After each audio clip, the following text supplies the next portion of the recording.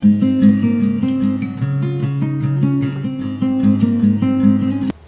guys! Today's video is my TBR of February. Last month I ended up reading half of Midnight Sun and Being Dead, and the Being Dead was not on my list, but I had to order it from Amazon and it got in as soon as like the next day or something. And I had been looking for that book for years, so I ended up reading that one, half of it in one night, and then the next half the next day. It was amazing. Midnight Sun, hoping to finish in the next week and a half, and I will have a book review on that coming soon, I hope. It's a long book. Here's Jupiter. He's so much bigger than the last time you saw him. Look. Say hi. Say hi. I will kiss you properly, but I've got lipstick on. You can't be up there. Okay, so now that the cat break is out of the way, some of these are middle grade, 2 of them, because I wanted to reread the series. And there's some that I haven't read, and these 2 are some of the first ones that I've read. So I'm going to start off with those. They are both Goosebumps. This one is The Ghost Next Door. It is Hannah's neighborhood has just gotten a little weird ever since the new boy moved in next door. But when did he move in? Wasn't the house empty when Hannah went to sleep the night before? Why does it still look so deserted? She's not getting any answers from her new neighbor. He just keeps disappearing in the oddest of ways, and he's so pale. Is Hannah being haunted by the ghost next door? This, I believe, is the first one that I read.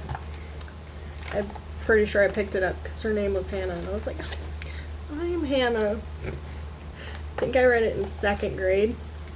So I'm excited to read it. They're really short. There is 124 pages. And then it's got a little excerpt from the next one. This book is so old you could still order them through the mail. Do books still do that? I have not seen a book that does that. So I'm hopefully going to make my way through all of these and tell you which ones are the best ones. The next one is Say Cheese and Die. I don't know if I ever made my way through this one in total or not. Every picture tells a story. Skeletons on there, that's so cool. I think I read this one in an hour the first time I read it. I'm not sure. I read so many. Greg thinks there's something wrong with the old camera he and his friends found.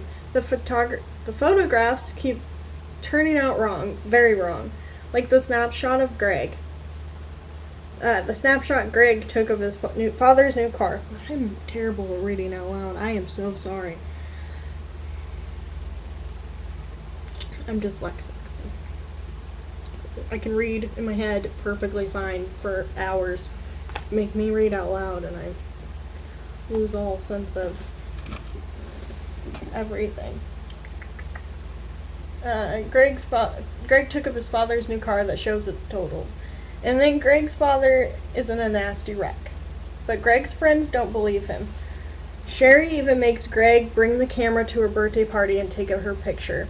Only Sherry's not in the photograph when it develops. Is Sherry about to be taken out of the picture permanently? Who's going to take the next fall for the evil camera? So, this one is. Last one was 124, I think.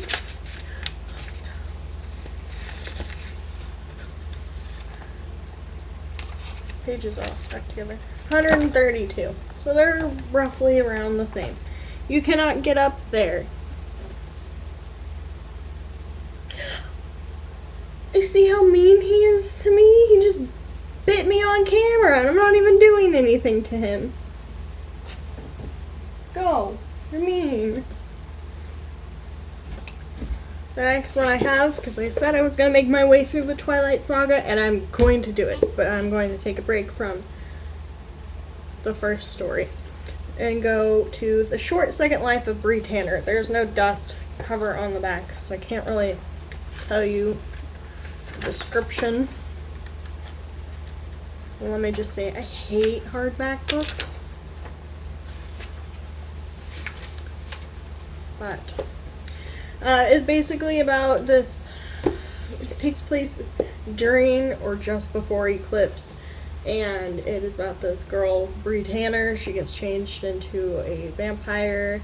She makes a friend, and I've never finished it, so as much as I got for you. The next one I have is R.L. Stine again, because he's my favorite author. I don't care what anybody says. I love him. And there's nostalgia, and it just feels so good. It's Call Waiting. Karen and Ethan together forever. I think it's Karen. Yep. Someone just put Karen on hold permanently.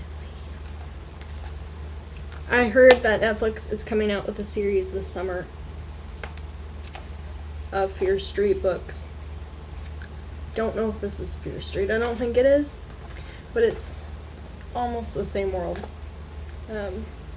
Usually it says Fear Street at the top, so I doubt it. The next call may be her last. Someone wants to talk to Karen badly. Very badly. Someone who has something very special to say. Someone is calling Karen to say what they care.